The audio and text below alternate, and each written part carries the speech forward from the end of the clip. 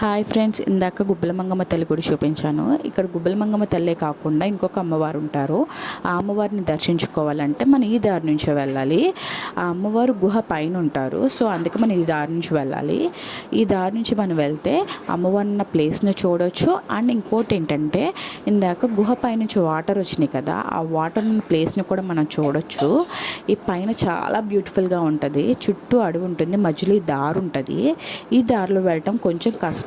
But ఏంటంటే, కింద అమ్మవారిని దర్శించుకున్న తర్వాత పైన అమ్మవారిని కూడా ఖచ్చితంగా దర్శించుకొని ఆ వాగున్న ప్లేస్ని చూసి ఎంజాయ్ చేసే ప్రతి ఒక్కరు వెళ్తారు. చుట్టూ అడవే ఉంటుంది, మధ్యలో ఈ దారి ఉంటుంది. చాలా అంటే చాలా బ్యూటిఫుల్గా ఉంటుంది.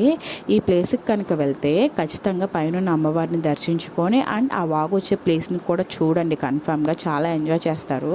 చాలా పిక్చర్స్ కూడా చూసుకోవచ్చు.